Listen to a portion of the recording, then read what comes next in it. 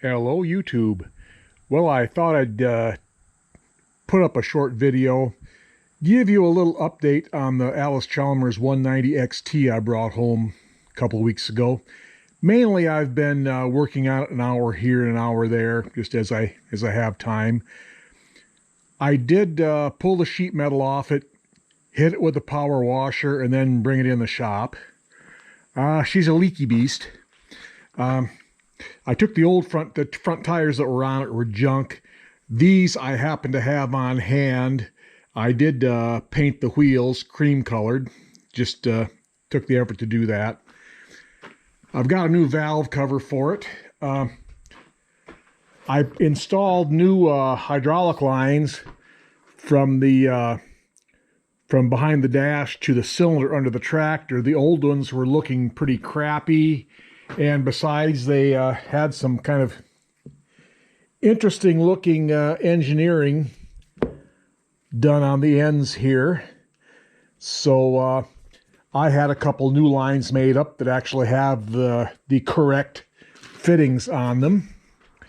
And here they are.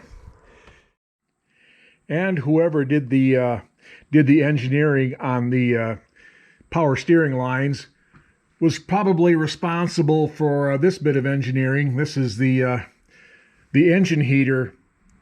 The heater hose from the engine heater comes off here, and they put a T in here and welded a pipe coupler onto this for the temperature gauge. And well, since the temperature gauge is the unit here is outside of the flow, I'm kind of skeptical that you would actually get a good reading on that. So I'm going to take the engine heater off. I'm not going to use it. I have no intention of running this tractor in wintertime anyway, so then I will do something other than that here. I've got the oil drained out of it right now. I've got the coolant drained out of it. I've got new radiator hoses because this has red on it. I assume it's the 60-year-old original. A lot of these connections are leaking. These are these connections. They're not flare fittings. They have a little rubber sleeve that goes underneath the fittings, and it presses them. I've got my three ones for the 3/8 lines. The ones for the other lines I've got coming. So I've got that done. I figured as long as I've got the front wheels off, I might as well check the wheel bearings and check the spindles. Wheel bearings, hubs were all fine. This spindle is a little bit loose. I don't know if I'm going to mess with it or not. The spindle on the other side was extremely sloppy, very, very sloppy, and someone had been working on it before. They had the top of the spindle was all battered, and of course when you batter it, you expand it.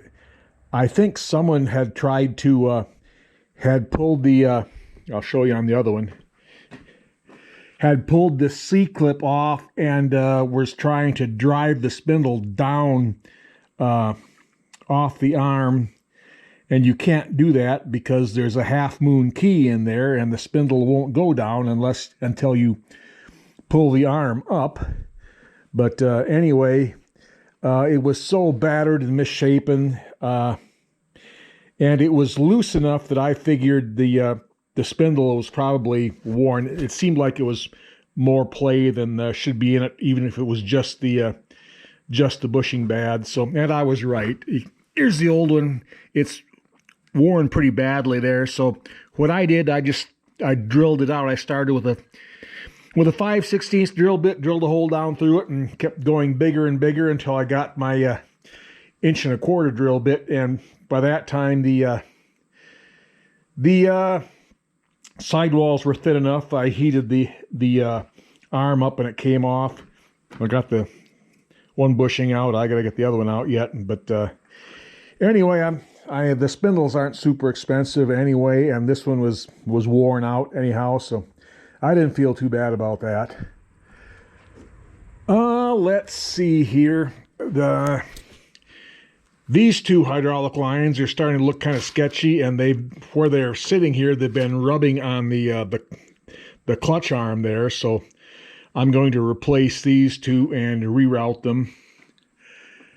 Let's see. That's about where I'm at right now. I haven't dived into the hydraulic pump or the brakes yet. These tires do not have fluid in them.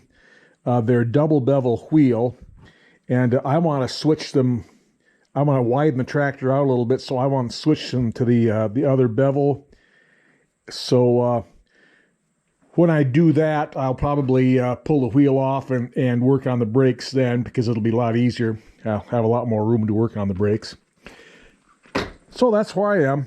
I'll keep plugging away at this, probably like I have been, an hour here and there, and try and make more progress on it. So when I get to actually spending more than a little time here and there on it, I will probably shoot some more video on this. So until then, everyone out there, have a good day.